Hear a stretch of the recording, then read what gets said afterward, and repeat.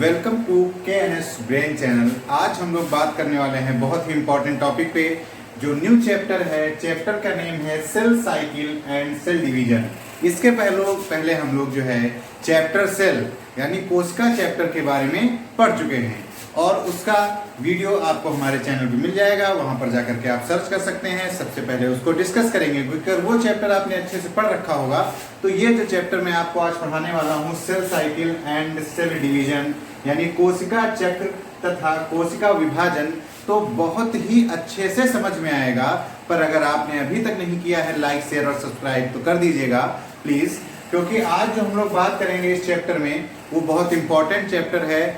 Medical exam हो, NEET exam हो, CBSE board हो, यूपी बोर्ड हो, हर बोर्ड में इस चैप्टर से बहुत सारे क्वेश्चंस बनते हैं और बहुत सारे क्वेश्चन पूछे गए हैं। कई बार तो क्वेश्चन रिपीट हुए हैं इस चैप्टर से। तो इसलिए सभी बच्चे, सभी लोग ध्यान से सुनेंगे इस चैप्टर को। आज ये फर्स्ट टॉपिक हम इस चैप्टर का स्टार्ट कर रहे हैं जो नाम है सेल साइकिल यानी कोशिका चक्र। अब देखिए इस टॉपिक में नाम से ही पता चल रहा है सेल साइकिल यानी कोशिका की साइकिल बनानी है, यानी कोशिका का चक्र बनाना है। तो वो कोशिका चक्र आपको बोर्ड पर दिखाई दे रहा होगा। कोशिका का चक्र जो मैंने बना रखा है ये एक कंप्लीट साइकिल मैंने बना रखी है। अब इसको समझने से पहले आपको एक चीज समझना बहुत जरूरी है कि सेल क्या होती है। ठीक, तो cell is the structural functional unit of the body. कोई भी लिविंग बॉडी है तो मिनिमम 1 सेल से जरूर मिलकर के बनी होगी। यानी कोशिका जीवन की क्रियात्मक और संरचनात्मक इकाई है, ये जानना आपको जरूरी था। इसके बाकी जो भी सेल का पार्ट्स है उसको मैं प्रीवियस चैप्टर में डिस्कस कर चुका हूं। आप वहां पर जाकर के पहले उसको देख सकते हैं और समझ सकते हैं। तो आज हम लोग जो बात करने वाले हैं सेल साइकिल। तो सबसे पहले हम लोग सेल साइकिल को डिफाइन कर लेते हैं। क्या होता है सेल साइकिल, कोशिका चक्र?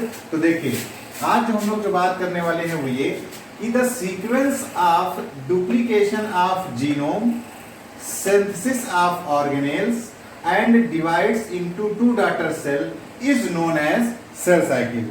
यानी सेल साइकिल क्या है, कोशिका चक्र क्या है, ये एक सीक्वेंशियल स्टेप्स है। यानी इसमें सीक्वेंस के फॉर्म में स्टेप्स होते हैं। कौन कौन से स्टेप्स होते हैं एक बार फिर से देखेंगे।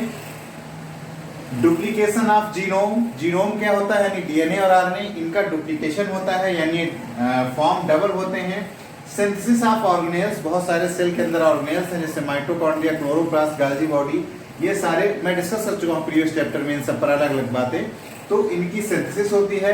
डिवाइड्स इनटू 2 डॉटर सेल्स, और जो एक सेल है वो 2 डॉटर सेल में डिवाइड हो जाती है यानी 2 कोशिकाओं में विभाजित हो जाती है। यही हिंदी में भी लिखना है, जीनोम बनना, कोशिकांग बनना तथा 2 संतत कोशिकाओं में बट जाना ही कोशिका चक्र कहलाता है। तो दोनों मीडियम के लोग आसानी से समझ सकते हैं। अब ये बात बताई जा चुकी थी जब आपको मैंने पिछला चैप्टर पढ़ाया था कोशिका, उसमें मैंने बताया था कोशिका सिद्धांत, सेल थ्योरी। ठीक, श्राइडर और स्वान ने दी थी। तो उन्होंने बताया था कि each cell is form from pre existing cell, यानी जो भी नई कोशिका बनती है वो पुनर्वर्ती कोशिका से ही बनती है। तो ये बात पहले ही डिस्कस हो चुकी है। तो यानी अब जो एक सेल बनेगी, कॉमन लैंग्वेज में अगर हम सब लोग समझें तो एक सेल फॉर्म होती, तो एक सेल से न्यू सेल जब तक फॉर्म हो जाती है उसके बीच में जो कुछ भी एक्टिविटी होती है वो सारी सेल साइकिल कहलाती है। जैसे अब जो सेल साइकिल को है 2 पार्ट में डिवाइड किया गया, इंटरफेज और एम फेज। इंटरफेज को हिंदी में बोलेंगे अंतरावस्था, एम फेज को बोलेंगे विभाजन अवस्था। अब देखिए होता क्या है, ये इसको मैंने एक साइकिल के रूप में बना रखा है पूरी, यानी एक चक्र के रूप में दिखाई दे रहा है। श्री कृष्ण का चक्र है, ठीक, मतलब है नहीं वो, ये हमारा चक्र है अपना खुद का, ठीक, श्री कृष्ण का नहीं है। तो उस चक्र में क्या होता है, नहीं उस चक्र में, श्री कृष्ण वाले में नहीं, इस चक्र में क्या होता है, इस चक्र में देखो आपको 2 फेज दिखाई दे रहे होंगे। मैंने यहां से देखो एक डार्क लाइन बना रखी, ये और ये, तो ये पूरा एक फेज है और ये पूरा एक फेज है। ठीक, तो ये वाला देखिए आपको लिख रखा मैंने इंटरफेज, यानी हिंदी में बात करें तो अंतरावस्था है। ठीक, और ये वाला फेज देखो लिख रखा मैंने एम फेज, यानी हिंदी में बात करें तो विभाजन अवस्था है।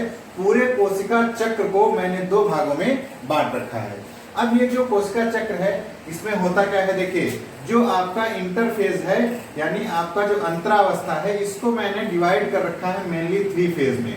पहला है G1 फेज, दूसरा है S फेज और तीसरा है G2 फेज। वहीं पर जो M फेज है यानी विभाजन अवस्था है, इसको मैंने डिवाइड कर रखा है मेनली 4 स्टेप में। एक पहला आपका प्रो फेज, दूसरा मेटा फेज, तीसरा एना फेज, चौथा टीलो फेज। इन 4 फेज में मैंने डिवाइड कर रखा और फिर लास्ट स्टेप आता है साइटोकाइनेसिस।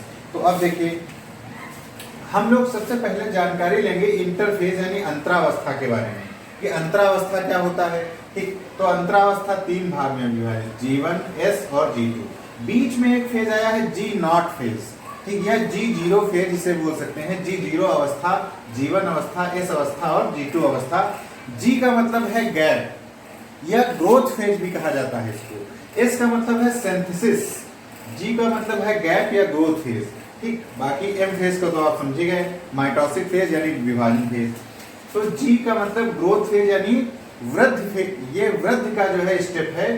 ठीक, तो अब इसमें होगा क्या, इसमें भी जो है नाम से पता चल रहा है ग्रोथ फेज है, तो यानी इसमें सेल ग्रोथ करेगी। क्या करेगी?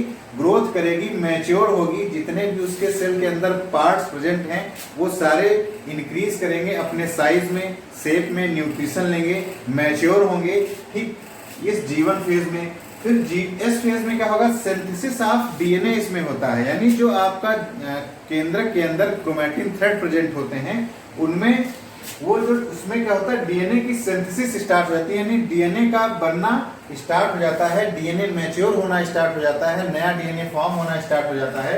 G2 फेज में क्या होता है? फिर सेल ग्रोथ करती है और जो कुछ भी कमी इन दोनों फेजों में रह जाती है वो सेल न्यूट्रिशन लेकर के G2 फेज में कंप्लीट करती है। समझ गए? तो इसका मतलब ये हुआ कि इंटरफेज में कुल मिलाकर के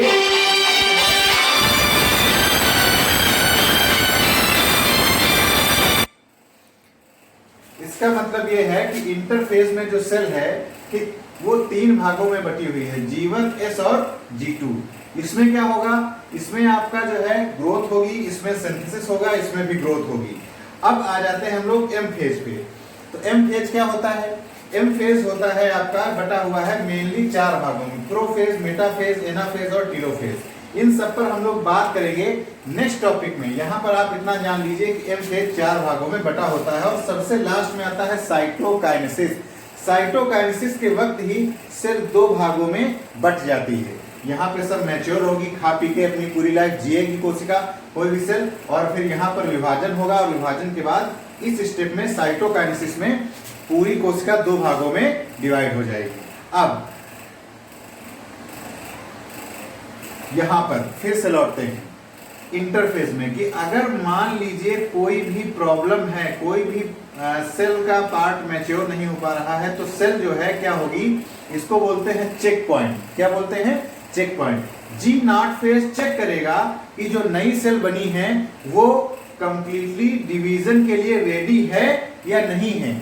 अगर सेल रेडी नहीं होगी, उसमें कोई कमी होगी, तो सेल G0 फेज में चली जाएगी, यानी चेक पॉइंट में चली जाएगी और तब तक वैसी ही पड़ी रहेगी, डिवाइड नहीं होगी जब तक वो कंप्लीटली मैच्योर ना हो जाए। यानी कंप्लीटली उसमें जितनी भी चीजें जरूरी थी वो सारी चीजें पूर्ण हो जाएंगी, तो फिर से कोशिका G0 फेज से बाहर निकल करके G1 में, S में, G2 में और इस तरह से विभाजित होकर के नई कोशिका बना देगी। तो इस तरह से आप सब लोगों ने शायद अच्छे से समझ लिया होगा कि कोशिका चक्र क्या है, इसमें क्या होता है, कैसे इससे सवाल आएंगे। ठीक, तो इस लेक्चर में अगर कोई भी आपको कंफ्यूजन रह गई है तो आप हमें कमेंट करके पूछ सकते हैं, व्हाट्सएप नंबर पे व्हाट्सएप कर सकते हैं, और कोई भी प्रॉब्लम हो तो जरूर बताइएगा।